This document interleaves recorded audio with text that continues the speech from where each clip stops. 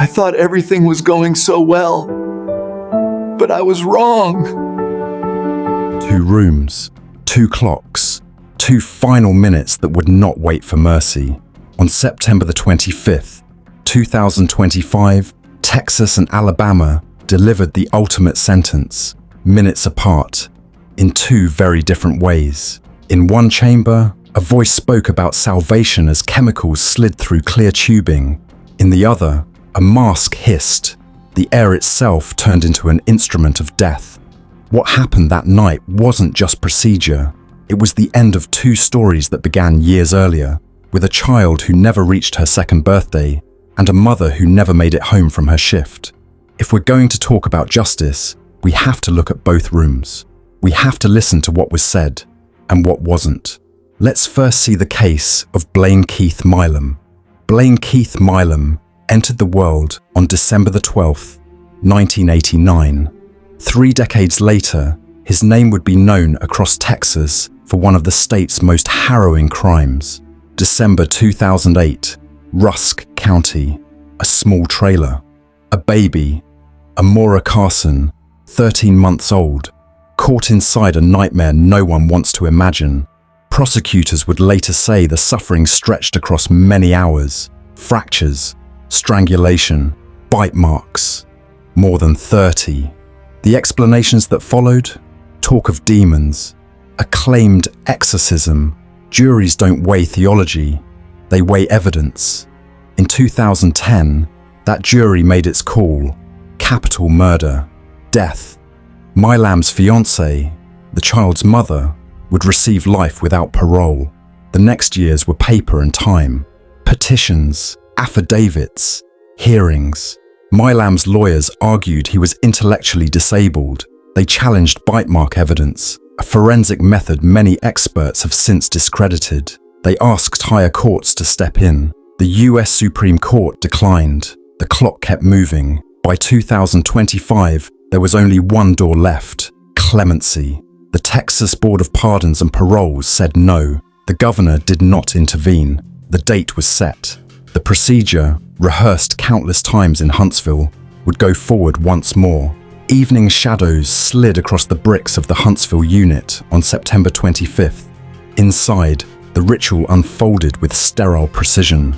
4 lines, leather restraints, witnesses seated, a microphone ready for last words. There are moments when a room holds its breath. This was one.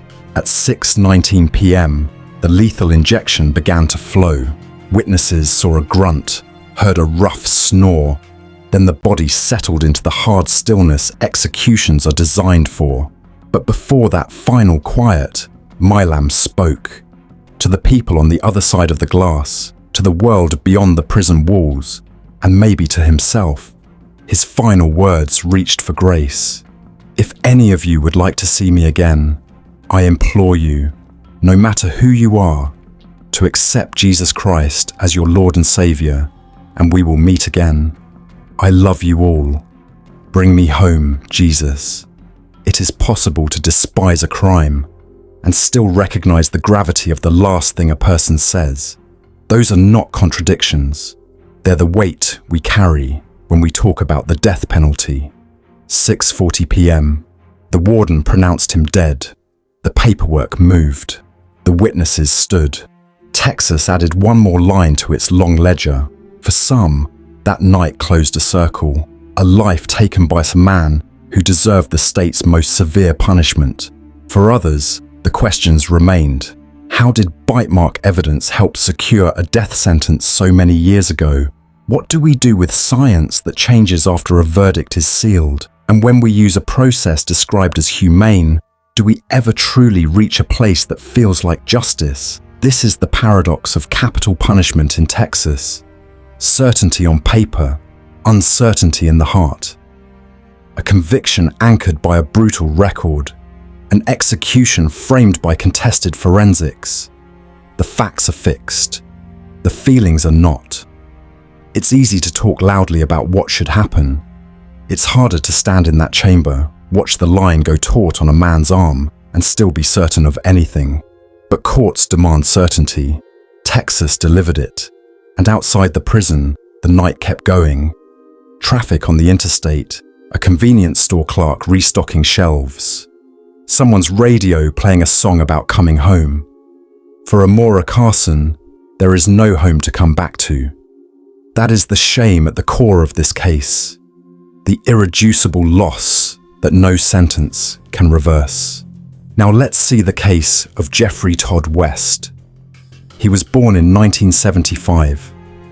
In 1997, at the age of 21, prosecutors said he walked into a small store in Etowah County, Alabama.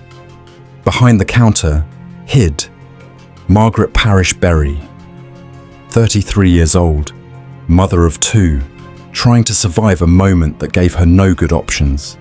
The state said West shot her in the head and left with about $250 pulled from a cookie tin. That's the kind of detail juries remember, the cookie tin, because it makes the violence feel even colder. Not a vault, not a heist, a cookie tin. In 1998, a jury convicted West of capital murder. He was sent to Holman Correctional Facility, and there he stayed year after year while the legal machine ground through motions and appeals. The record stood, the sentence held. As the execution date approached in 2025, something unusual broke through the usual headlines. Will Berry, Margaret's son, he had been 11 when she died, stepped into the light and said he forgave the man who killed his mother. He asked Governor Kay Ivey to commute the sentence. His message wasn't softness, it was survival. He argued another death would not raise the dead. The governor declined. The Alabama Supreme Court authorized the execution. The Department of Corrections chose a method so new it still sounded experimental: nitrogen hypoxia. Here is the state's theory. If a person breathes pure nitrogen, the body starves for oxygen. The brain shuts down fast, consciousness fades, death follows. No veins to find, no drugs to source, no visible marks. A clean solution on paper, but in a room, nothing is ever clean. At 6 p.m. on September 25th, 2025, West entered the chamber at Holman. He was strapped in. A sealed mask was fitted tight around his face. The warden asked the ritual question. "Final words?" West said, "No, sir." He lifted his hand and gave a small thumbs up to his attorney. The nitrogen flowed. Observers described the first 2 minutes. The gulping for air that wasn't there, the tension in his body, the side-to-side movement of his head, then less movement, then stillness. 6:22 p.m. Pronounced dead. Later, a written statement from West offered an apology to the Berry family. It mentioned his baptism into the Catholic Church. It said he had made peace with where he was going. If you ask 10 people whether this is humane, you'll get 12 answers. Some will tell you they see compassion in a method that doesn't require needles, that doesn't require a pharmacy's cooperation, that promises a quick fade into unconsciousness. Others will point to what witnesses saw, the gasps, the visible distress, and ask how we can call that mercy. And what do we do with forgiveness? With a son who stood before cameras and said, "Not in my name," and a state that said, "We hear you, and we are still going to do this." That tension between public policy and private grief isn't resolved by a stopwatch or a declaration of death. It lingers. It shapes a life after the headlines disappear. West's case reopened debates about novel execution methods and old wounds.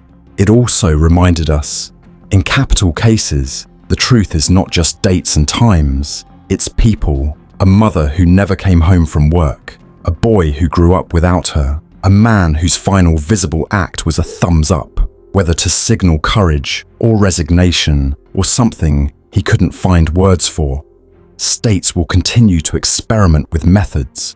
Courts will continue to measure them against constitutional lines. But a mask is not a theory, and neither is a life. In that room, it is always concrete. A person breathing, then not. 2 deaths on one night. Two states making two different choices about how to carry out the same sentence. Blaine Keith Milam, Texas, lethal injection, a crime so cruel it defies description, a final statement reaching for grace. Geoffrey Todd West, Alabama, nitrogen gas, a robbery that turned into a murder, no last words, a written apology, a thumbs up before the air changed.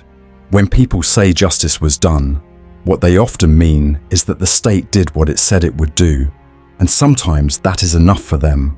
For others, justice means something less measurable, an internal reckoning that can't be signed by a warden or time-stamped at 6:22 p.m. or 6:40 p.m. What cannot be argued is this: a child is gone, a mother is gone, and two men are gone. Nothing we do changes those facts. The questions that remain about evidence, about methods, about mercy, belong to the living. They belong to us. So the debate will continue. In courtrooms, in legislatures, around dinner tables when the news is too loud to ignore. But on the night of September the 25th, 2025, the debate paused, the doors closed, the witnesses watched, and silence, hard, heavy, unanswerable, filled both rooms.